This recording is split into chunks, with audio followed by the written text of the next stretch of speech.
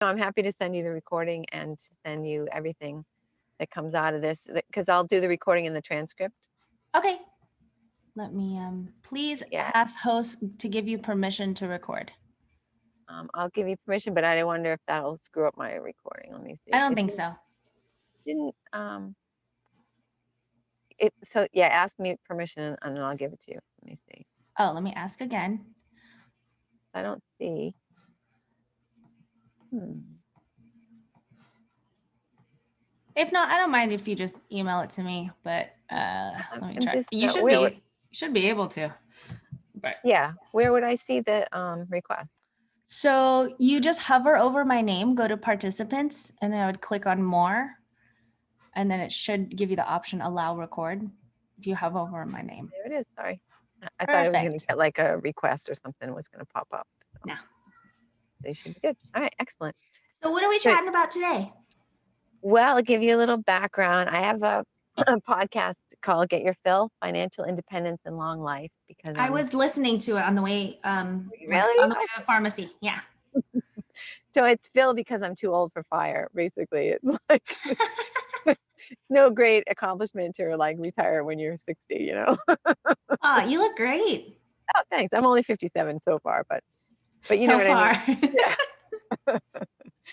But so I'm doing a series on millionaire mindset, and I put Mhm. that out to Boston Business Women's Facebook group. Mhm. And someone suggested that I should speak to you. And I started doing some research on you. And I said, oh, you're absolutely right. I should talk to you. So, yeah, I will just ask you about basically that, that exact thing. Ooh, I think you muted yourself again. There we go. How you got to be, yeah, sorry, I just got a phone call. Oh, okay. I forgot to put on do not disturb. Um, I yeah, get I get disturbances all the time. right. Luckily I'm an editor, you know, we're not going to go live like this, you know. That's awesome.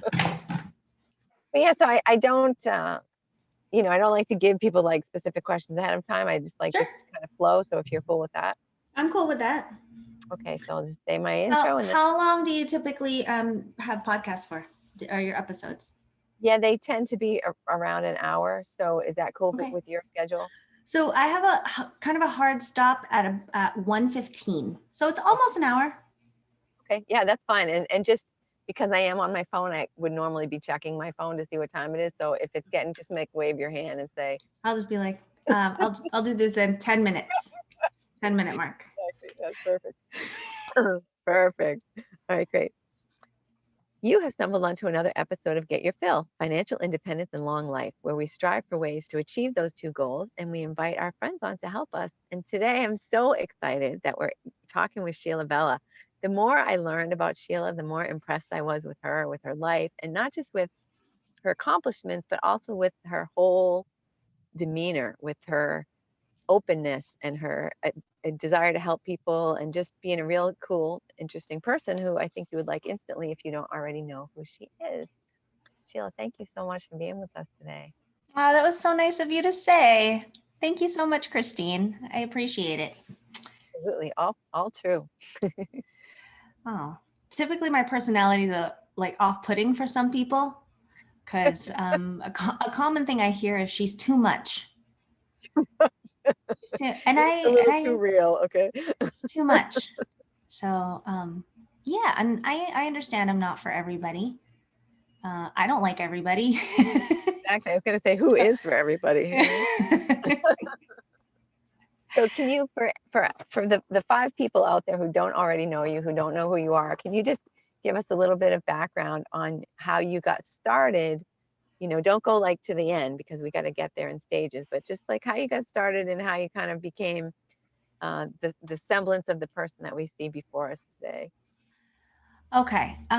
So I grew, so, oh gosh, how far back? Oh, we have an hour. I So. was in utero, sorry. Okay, well, I'll just Really. give you like, I guess the biggest things that have shaped my life and my thinking. So I was born in the Philippines. I came here as an immigrant when I was 8 years old. My dad told me that we were now moving to the States and we were going to live there. And I thought that the United States was exactly what we were told it was the streets are paved with gold. I thought it was literally going to be gold. And we landed in San Francisco and they told me about the Golden Gate Bridge, that I'm going to see the golden, and I thought it was going to be like gold, sparkling. I thought everything in the US was going to be glittery. I actually thought everyone wore white. Listen, I was like 7, right? I thought everybody wore white. I thought that we were basically going to be walking in clouds. I don't know why I had this idea of what the States was, but that's what I thought. Fell Um, off a big cliff. yeah, What is this because place? because we landed in San Francisco, but to just be with my grandma for a little while, who already lived here. But then about 2 weeks later, I found myself in East LA, East LA, and it was not like that. A lot of gold, though, a lot of bling. There you go, but not the way I thought. No, we were in a really bad part of town. When I remember there was just crime everywhere. Like it was a very unsafe neighborhood. And I didn't even live in that kind of neighborhood in the Philippines. In the Philippines, we were very we lived in an affluent neighborhood. And I remember there was like, helicopters in the middle of the night, and there were like looking for people who were hiding like on the side of our apartment complex. God. There were people looking into our windows in the middle of the night. Um, there was domestic violence, with our neighbors. It was very loud. The kids in that apartment complex were very mean to me. There were bullies. Like, I think they were like raised to be tough or something like that. Anyway, that was my rude awakening. We lived in a 2-bedroom apartment and there was 10 of us. So my father is my inspiration. I think, for the life of entrepreneurship that I decided to take on, because he showed me that it was possible. I didn't go to college. I didn't get a formal education, but my dad, he didn't either. So I remember when he came here and he brought, all 7 of his kids with him, he had to figure it out. He didn't really have a plan, right? So action breeds clarity is one of my favorite quotes. So he just kind of figured it out as he went. I mean, it was touch and go. I don't know. I feel like he was walking on a tightrope, but he doesn't look down, and that's how he achieved the success he's achieved. And I feel like my life is kind of the same way.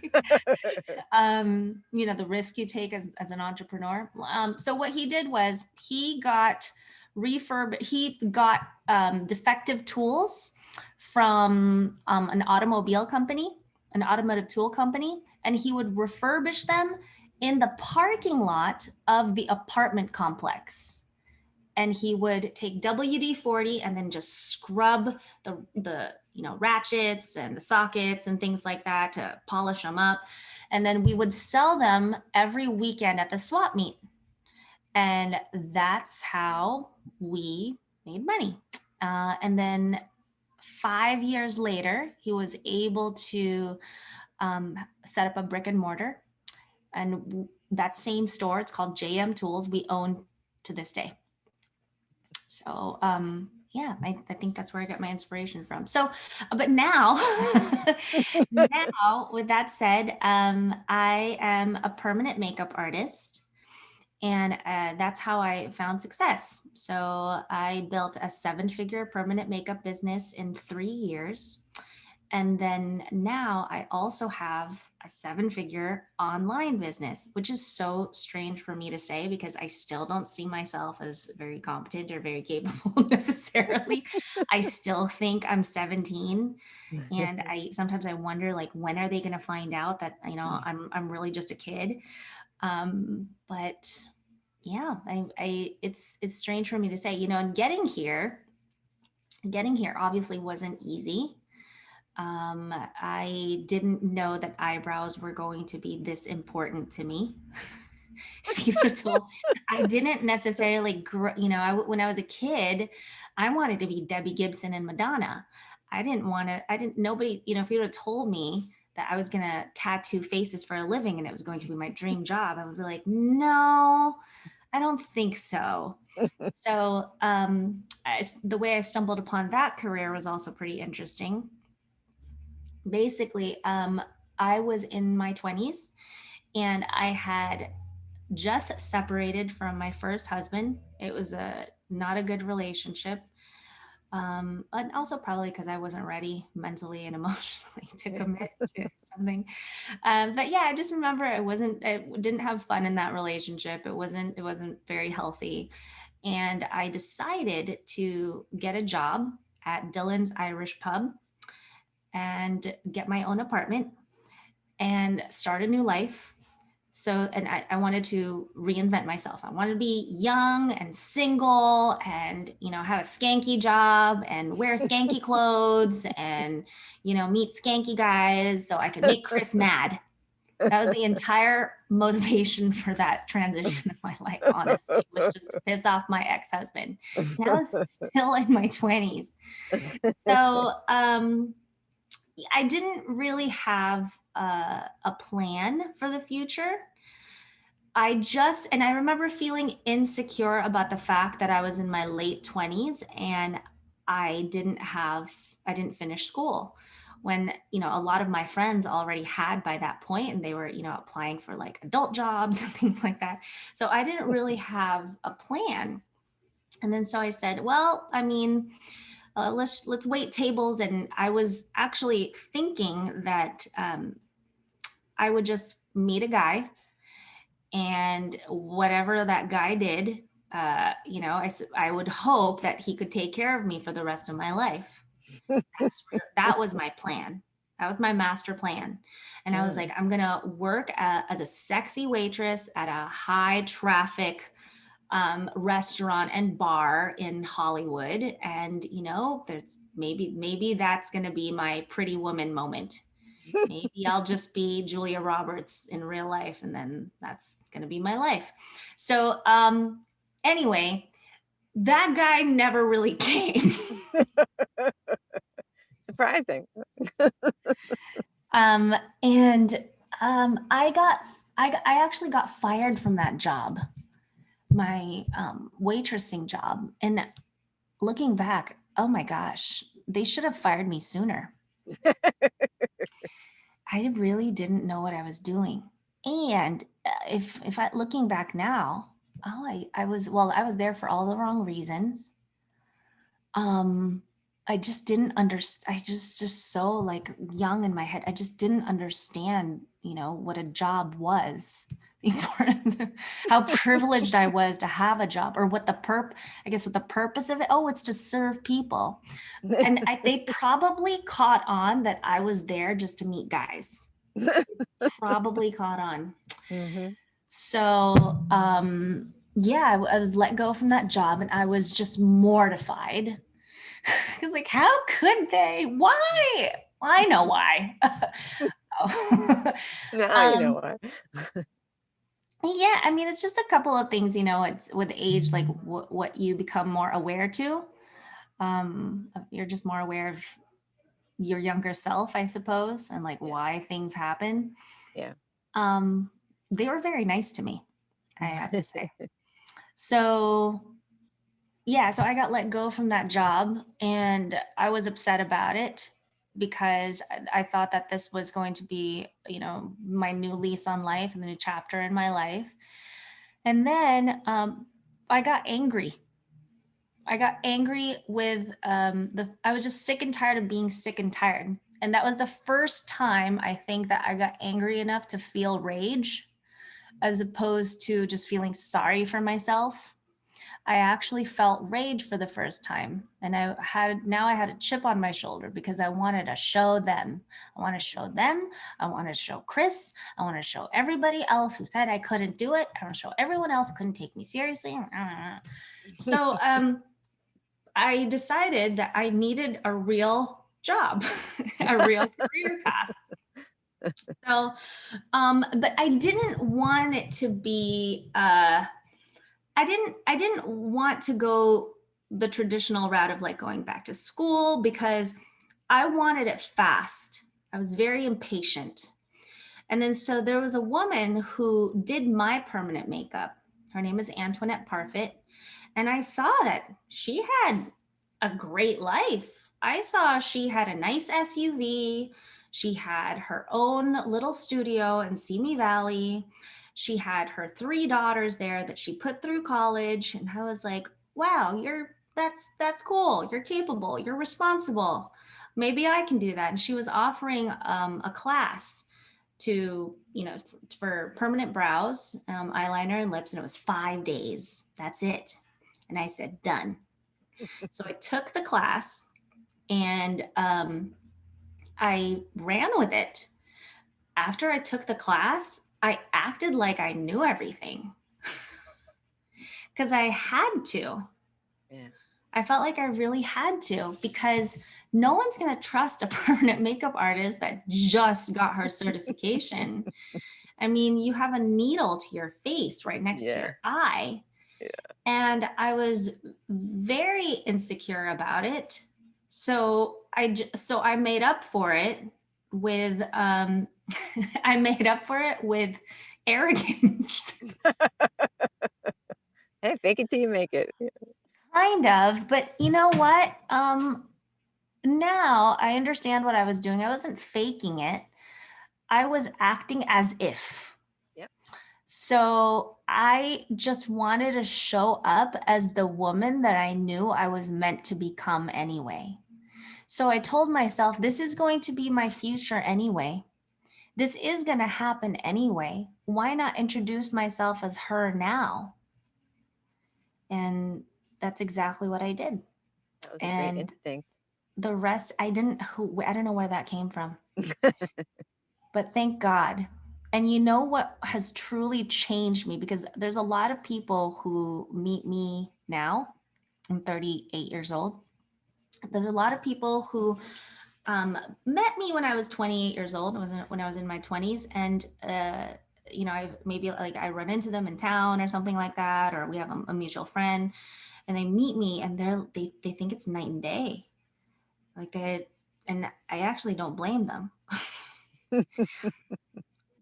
Because every time I see old, pictures or videos of myself, I can't even really identify with her. I call it her.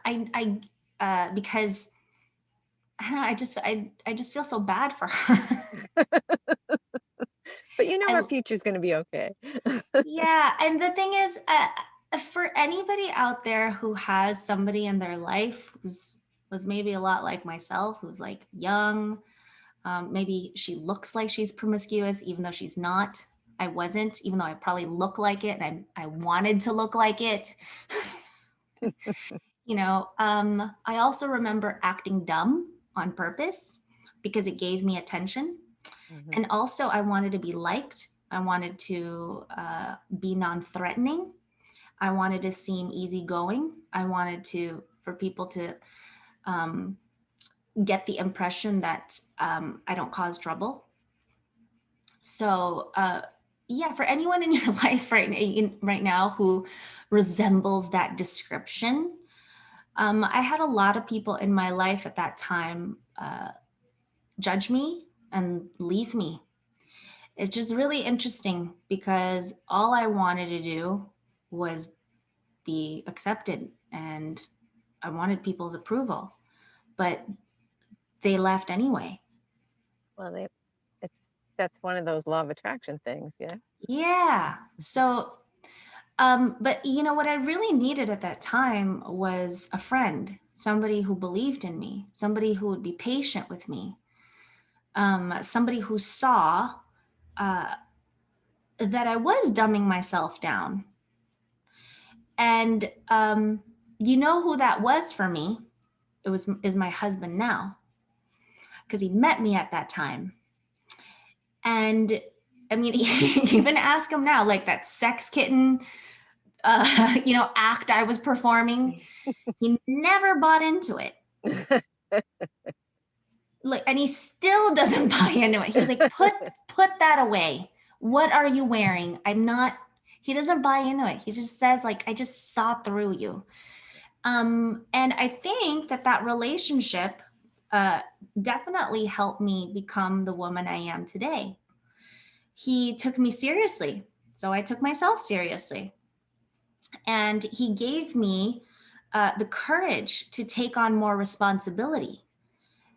And if there's anything I know about growth and personal development and maturity, it's that we are changed through personal responsibility, from taking on responsibility. Yeah. People who don't have responsibilities, I mean, they're you stay a joke, basically, right? Yeah. So yeah, and I've taken on so much responsibility since then.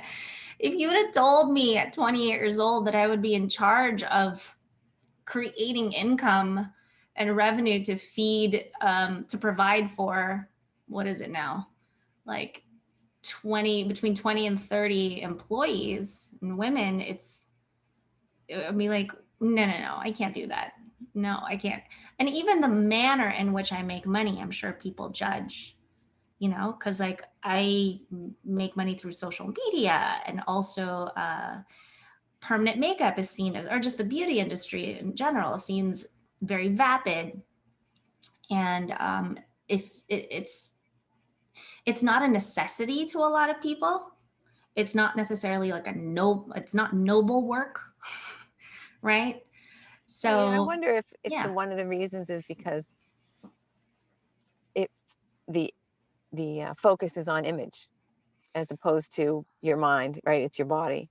Like, well, people Hmm. who need to look good, people who need to impress other people, we can all pretend that we don't care what people think of us. We don't care that we look old. We don't care that, it would be nice. It would be, I would look a lot better if I put makeup on today. At the end, and I don't have makeup on either right now. At the end of the day, I mean, I'm not saying that it's more important, than how, you treat people, but I'm also not saying that it doesn't matter. And I think people, I mean, and everybody has their threshold. Everybody has their bar. Like, if you think about braces, for example. Now we might be getting into the weeds, but I'm going to go there. That's all right. If you think about braces, for example, we it's socially acceptable to have braces, but we're basically wiring kids' jaws shut. Why? It's purely for aesthetic reasons. Absolutely. But why is that acceptable? But, wearing 5 different types of eyeshadow isn't, as an adult. Or so, I mean, or some people even are against, and I've been criticized for this, being blonde when I'm Asian. I'm obviously a natural brunette. So it's people see it as, or read it as, like, me hating myself.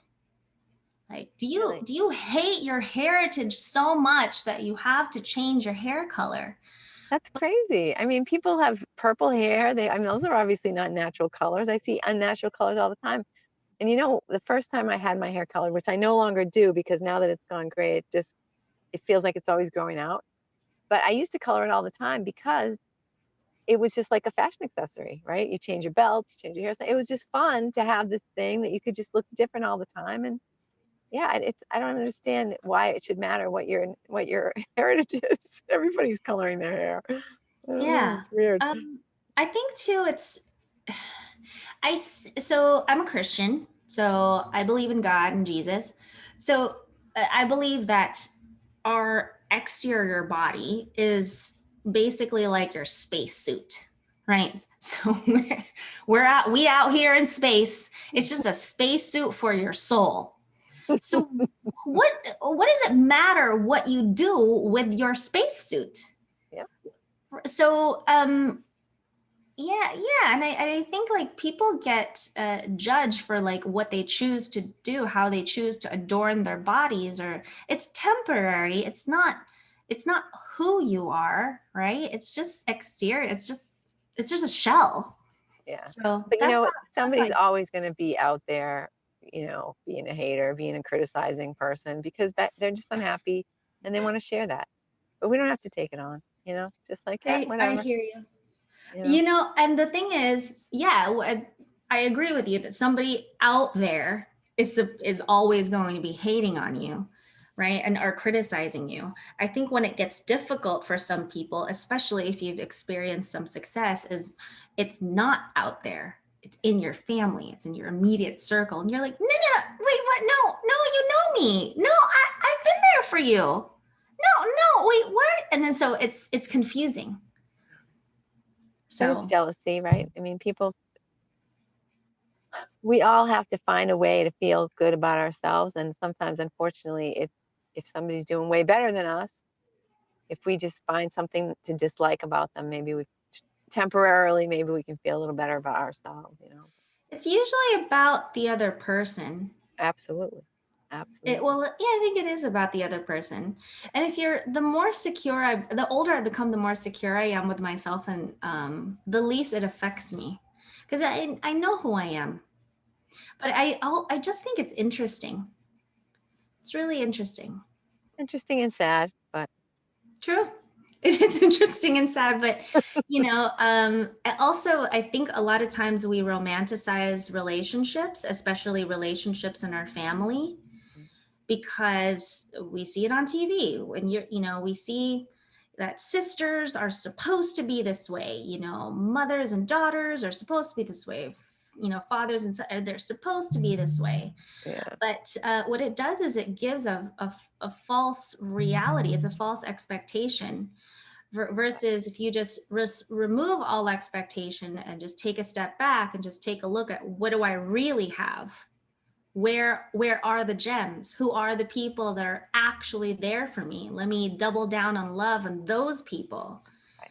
and get Yeah. my validation from those people. Like blood is thicker than water, they say, but like um it doesn't always work out that way, and I think that people don't really talk about that.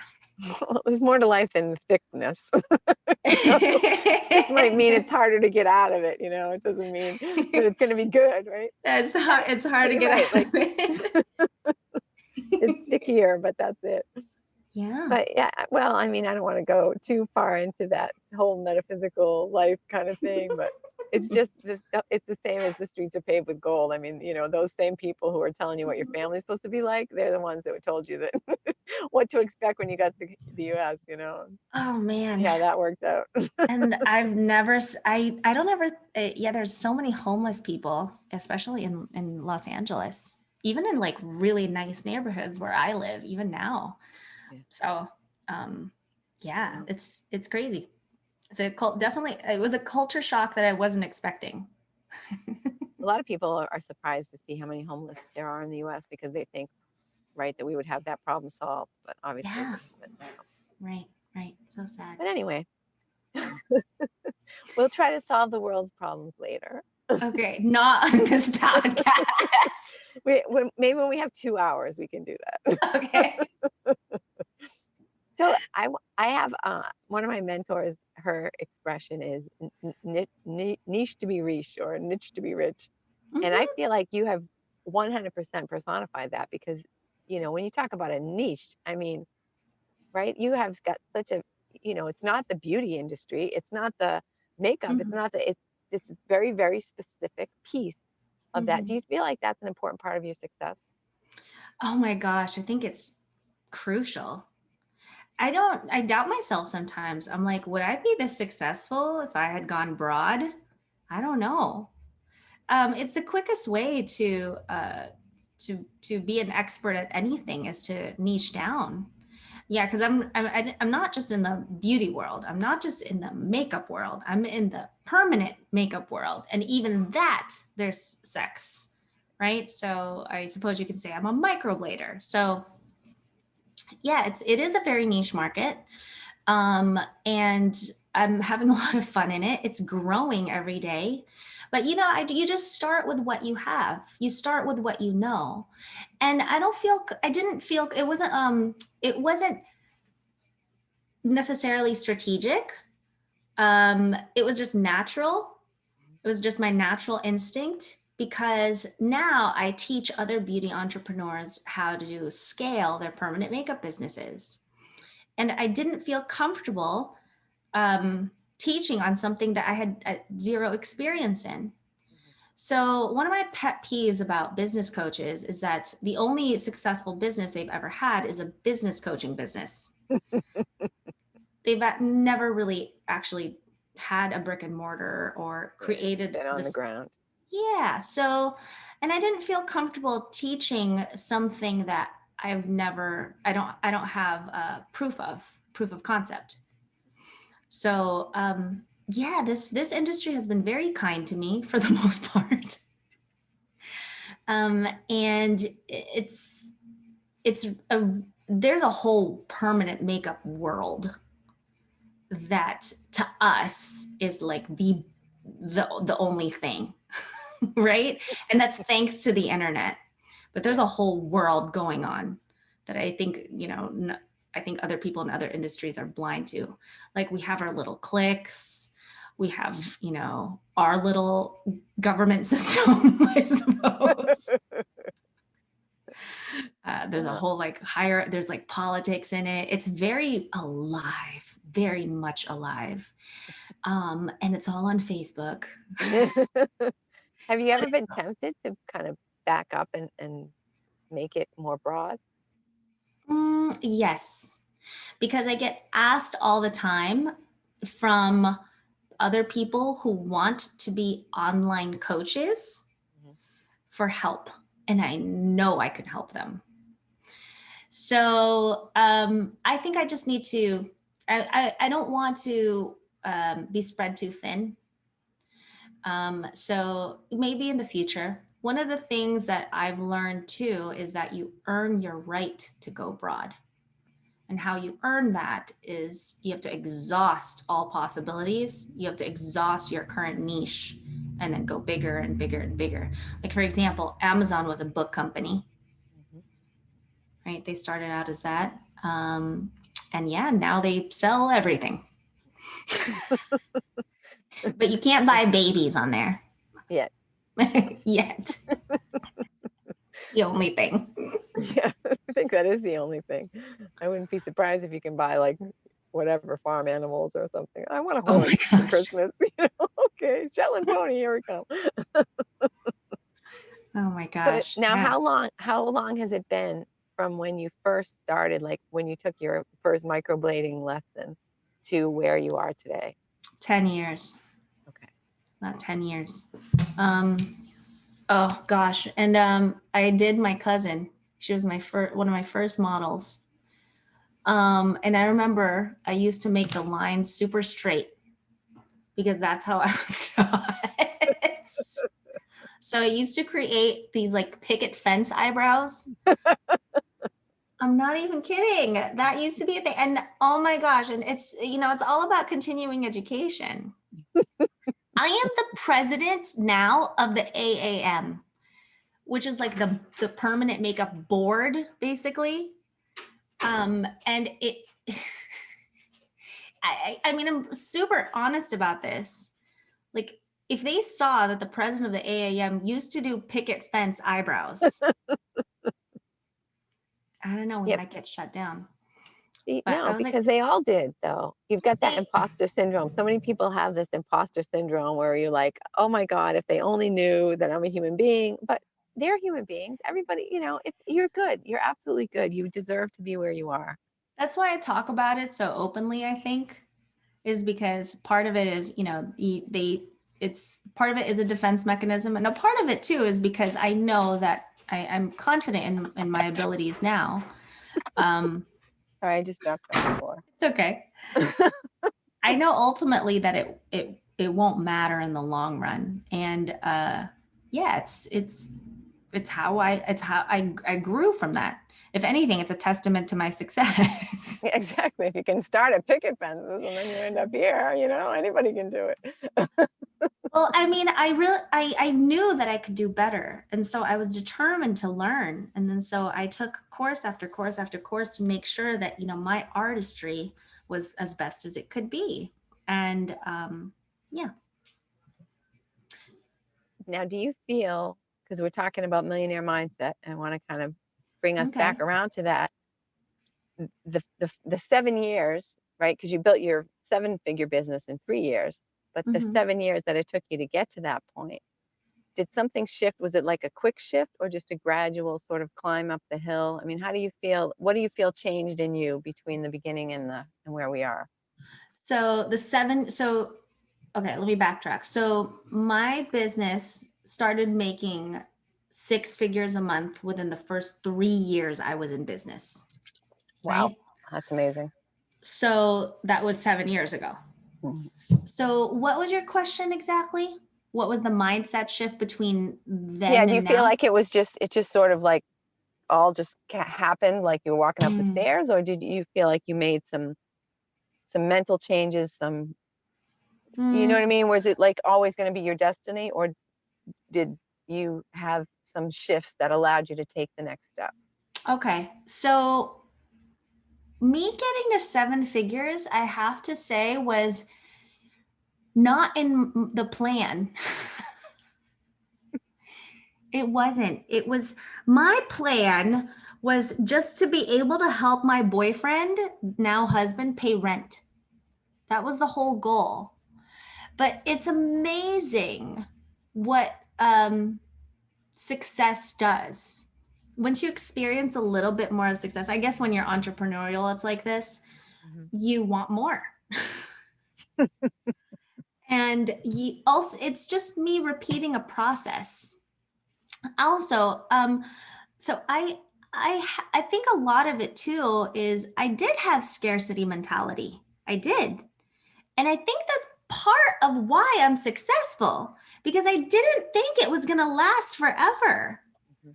I knew that I had to keep running, keep innovating, keep hunting, keep chasing in order to get to the next level because I always thought it could go away tomorrow. Now, I think I mean that's classic scarcity mentality, Mhm. but I don't know. I feel like people are too comfortable. No, it's true. If you that's how you get to have nothing, is you just take it all for granted and think, oh, I totally deserve this. This is all me. No, you give back. You say you have gratitude, right? You appreciate what you have, and you continue to earn it. You earn your right to be that person every day by taking the classes, by doing the work. I mean, I think that's classic classic millionaire mindset, personally. Yeah, how it's I think it's what you do with it. I think it's what you do with it. I tell my team all the time, it doesn't matter how much money I have in the bank or, how good the month is going. I'm always in crisis mode. And I think that's a good thing. And I think, and when I talk to people who are stuck, I hear the same things over and over again. They're comfortable. Even the people who are say they're uncomfortable because they're not taking any action, they must not be that uncomfortable. You must be fine Yeah. because I have this underlying like I don't know, this need, this dissatisfaction that just like pangs at me every single day. I shelf it at night, when I hang out with my family. But I do think that that kind of drive is necessary because I know what it's like to be poor. Kind of like what I told you about my dad. I know what it's like to live in the ghetto, to not be in a safe neighborhood, to, have to wake up at, 4 in the morning every weekend because you have to drag your family to a swap meet, lay down some tarps and, even though it was crazy cold. So I think because of that, I think I'm always trying to not be there anymore. Yeah. Yeah. But my husband, he's from Bethlehem, Pennsylvania. He didn't experience, not having things to that degree, like ever. And I don't think his family did ever. So, when I chat with members of his family, they're like, "Oh, I just know it's gonna be okay. It's gonna be fine." And it is for them. It is good for you. Yeah. But I know it will be okay for you too. yeah. So, Yeah. but I think that's where I get my drive from, is because and I'm kind of glad that it happened that way. Had I married, a millionaire, now I'm the millionaire my parents wanted me to marry. Had I married somebody who would have taken care of me, I don't know if I would have accomplished all of the things I would have accomplished. I don't know if I would have been aware of my capabilities. Like, I would have just never have known. I think about that because I I was dating wealthy guys before I met my Will, who's a high school teacher, right? He The didn't very show up in first a limo or No, he whatever. didn't. No, he didn't. He actually showed up in his nice car. He had a Corvette that he bought for, I think, like 7 grand or something like that. It's an old Corvette. He loves his Corvette. But then he showed me his real car. It was like a Daewoo, and it was falling apart.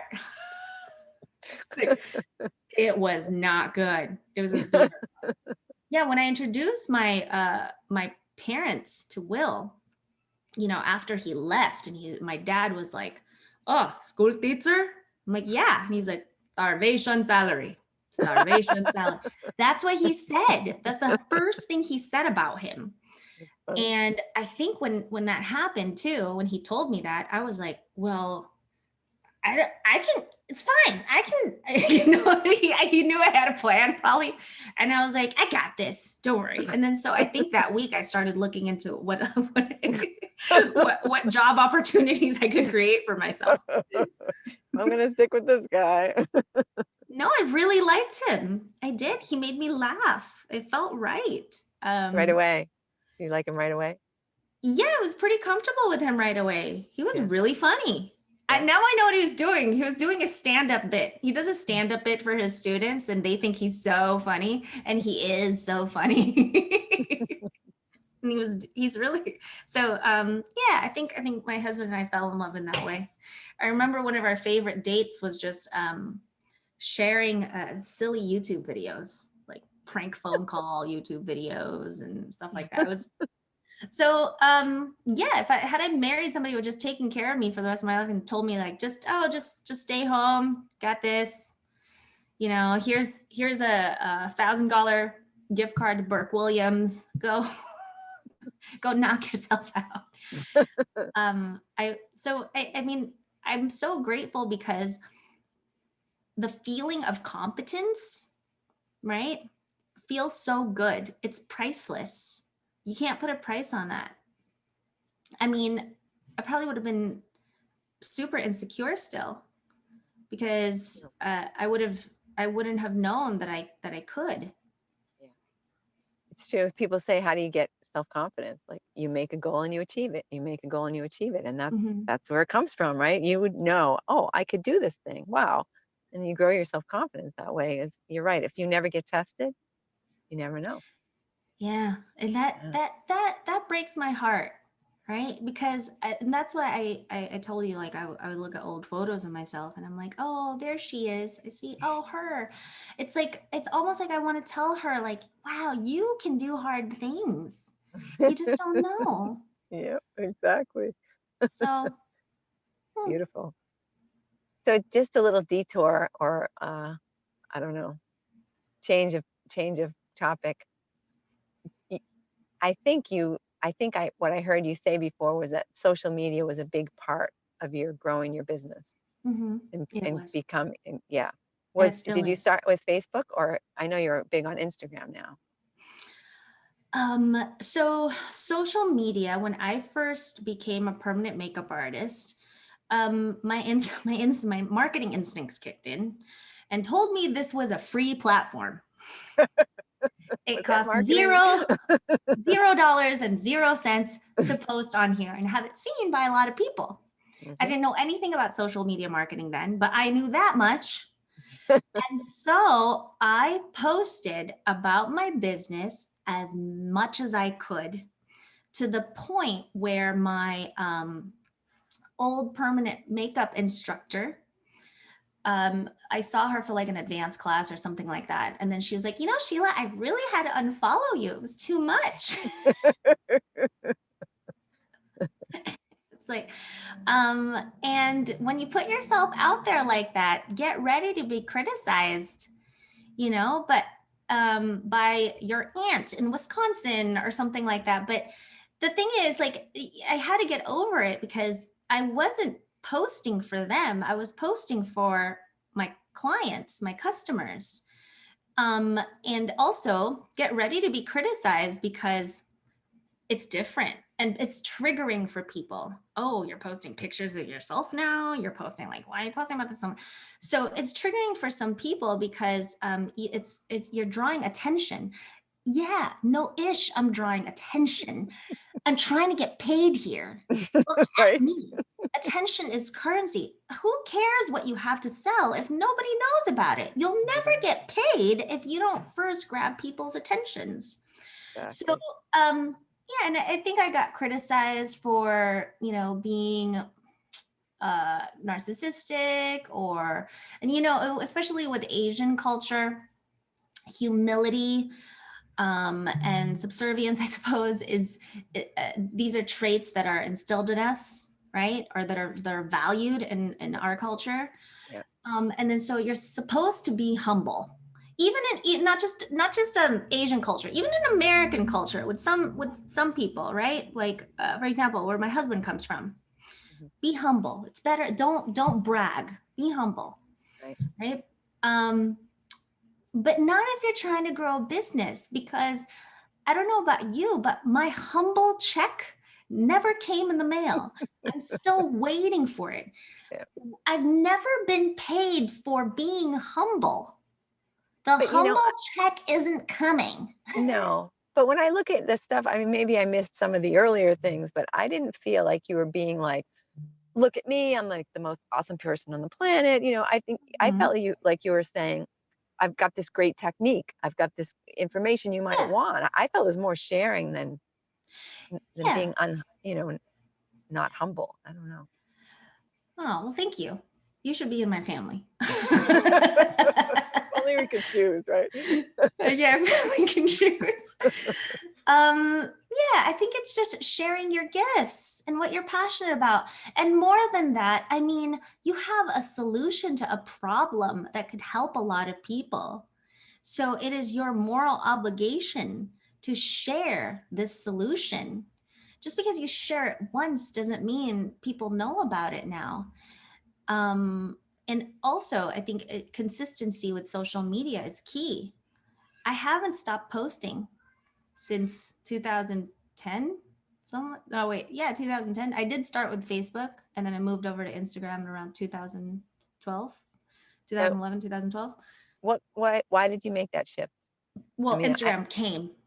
yeah, Instagram came. and it was more S- appropriate, right? You felt like because of the whole photo format and maybe even the demographic, did you feel like it was more appropriate for your group? I'm still on Facebook to this Yeah. day. I Yeah. am. But as far as reach is concerned, I feel the demographic on Instagram is a little different. I think the demographic on Instagram is like 30s. Yeah, 30s. And it's kind of all over the place. On Facebook, it's a little bit more mature.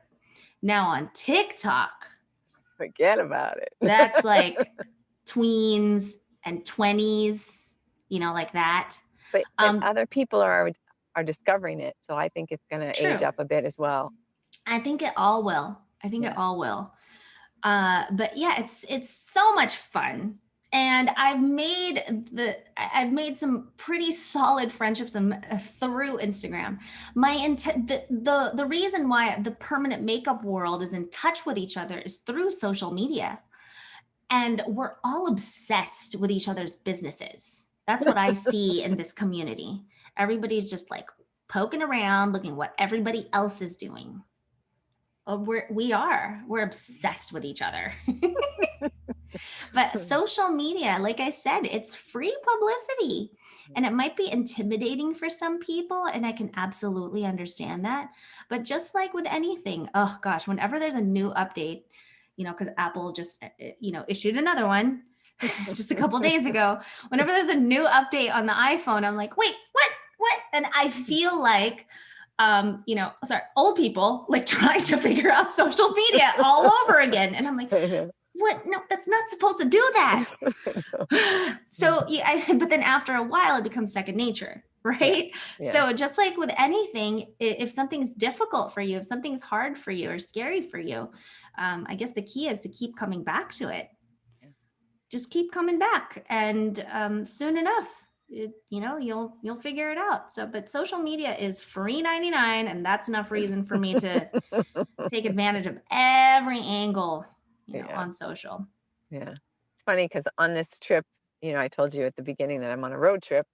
I have just decided that ever since COVID, I wanted to go on a road trip. I don't know why. I'm just like, I got to get out of this house. I want to go on a road trip by myself in the car. So that's what I'm doing. I'm taking a week to get to Miami from Boston, and it's really leisurely, like 200 miles a day, really great trip. And my That's thought awesome. was, I'm going to do an Instagram story on the way down and just sort of say, hey, this is where I am, blah, blah, blah, whatever. Well, I just thought it was going to be much easier, but I'm having a lot of trouble posting to the story business. I'm like, what the hell? Why can't I make this do what I wanted to do? But as you say, I'm going to be persistent and I'm going to figure this out. I will not be undone by this damn Instagram. Yeah, and it's interesting because people think that this is something that should just be second nature to them because it might be just second nature to like somebody else. But a lot of times it's not. Like I had to look things up about how to use TikTok because I felt like all of these like kids were just like, just making these TikTok videos so effortlessly, like it's like instinctual. Yeah, But no, it's so I actually have a course on Instagram. It's I called saw that. Yeah, it's called Grow Your Gram. I should just send it to you. I saw that. I said, oh, I need to sign up for this, but then I'll be home by then. But no, because I think some of the stuff, like maybe it wasn't done because I wanted to I put a video out there and then make some comments on it. And so and then I wanted to add something else to the story and it just didn't even give me the button. I'm like, but I think Oh. it wasn't done processing it, the last one or something. I really don't know. I got to get on there and get to the bottom of this business. But yeah, I was like, ah. But anyway, that's a Keep total, coming back, Christine. Keep coming yeah, back. that's it. Persistent. That's the key to everything. Hmm. So for people, and I don't want this to be just about your industry. I want it as global or as big as you feel like you can make it. Like, what advice do you have for people who they're like you are. They're sick and tired of where they are. They know they want something else, but they just don't know where to begin to look for the inspiration or the knowledge or the whatever. I mean, what advice, like top three, whatever advice that you would give to somebody in that situation, like your younger version, the young Sheila who's sitting in the, unhappily at the bar, at the Irish bar. Well, for somebody who doesn't know where to begin, or who they that doesn't have direction, I suppose. I think you need to start with the end. What do you want? I think a lot of people say they want to make six figures or seven figures. They start with like figures, Yeah, right? Just because it looks good or it's cool. I don't know, because that's the thing to do. yeah. But what do you really want? How much, if we're talking financial, how much money do you really want to be making a month? It might not even be six figures. If we're talking about like what's comfortable for you, I think the most important thing is to be profitable, and not just financial profit, right? Like let's talk about wealth in all areas. Like, let's talk about designing your life. Like, what time do you want to wake up? Let's start there. What time do you want to wake up? What do you want to do when you wake up? Mhm. Where do you want to wake up? Yeah. So I think I would start with the end. I'm all about vision boards. I Mhm. love that. That's an exercise I do with my students inside Pretty Rich Bosses. Mhm. But that's the first thing you got to do, because it's hard to hit a target that you can't see. So figure out what that is, and then work backwards. I would break it up in stages. What needs to happen? What milestones do you need to hit in order to get to that goal? But I think being super clear, it does begin with a lot of self-awareness. I think I Like wasn't what very kind of things make self-aware. you happy? Yeah, what kind of things make you happy? What Yeah. kind of life do you want to live? Like, what is living life on your terms, quote unquote, means? What does that mean to you? What does your terms mean? So what breaks my heart is I talk to a lot of people, and then some of them will say, like, I just want to live life on my terms. I just want to be able to raise my kids on my terms, the way I want. That, as a mother, myself, kind of breaks my heart that you're not able to raise your kids the way you want, the way you really want. I mean, you got one shot at this. Right. Why wouldn't you be in crisis mode like me and figure this is why I'm in crisis mode, because I think I'm hyper aware of what's at stake. And because of that, I'm very proactive. Mhm. Yeah, so I think it begins with self-awareness. Hope that answered your question. No, it did, and that's a perfect answer. It's a perfect answer because you're right. Because once you see the end, then you say, okay. And I think you're right about a lot of people think it's a number, right? I have to be a Mm-hmm. millionaire. I have to be a Mm-hmm. 10 millionaire or whatever. But what is that going to do it? Is that going to bring you happiness? You're right. Mm-hmm. What does your life look like if you do? Are you working 47 hours a day? I mean, when you Mm-hmm. have this ideal life, I mean, my ideal life is I just took 2 weeks off to drive to Miami to go to an enrichment, workshop retreat, and and my business allows me to do that, right? That's I'm freedom. Yeah, exactly. And that's much more important to me than being able to show somebody my bank account and have them Mhm. gasp. Mhm. They might Mhm. gasp, but maybe not in a positive way. Not that bad. But, I mean, especially uh, yeah, designing your life. That's the perfect answer. Yeah. Perfect answer. And I think that begins with a lot of self-awareness, a lot of reflection, a lot of deep conversations with yourself, with people you love, asking yourself quality questions like, what does this mean to you? What's your biggest motivator for wanting that? People don't ask themselves questions like that, or their friends. Why? Like, why? Why? There's that exercise. You just play the why game. I want to be a seven-figure earner. Why? Because I want financial freedom. Why? Because I don't want to be stressed out all the time. Why? Because I want to be a good mother to my kids. So you just get to the bottom of it, layers upon layers upon layers. It's like, what is it really about? Right. Exactly. So that's a great exercise. Yeah. All righty. Well, I want to remind everybody who's listening before I say a big, gigantic thank you to Sheila Vella, that all the resources that we talked about, all the links to your Instagram class and your website and all your great stuff is going to be on the website, which is getyourfillpodcast.com. And I just am very grateful to you for being on the show. I really love talking with you, and I think you're going to just continue to knock it out of the park because you have the perfect attitude and the great smile, the great laugh, and yeah, don't worry about people who don't get it because they don't matter. Their loss. It really is. It's just not a good fit. Thank you so much, Christine. I loved getting to know you. And thank you so much for sharing your platform with me. It means a lot. It's precious. Thank you, and thank you, listener, for listening. Be sure to be here next week when we're going to continue on the Millionaire Mastermind series with some guests who I don't know. I'm sure well, I shouldn't say this because they might be really nice, but I'm sure they're not going to be as happy and bubbly and beautiful as Sheila, but hopefully they'll be very informative. Aw. Awesome.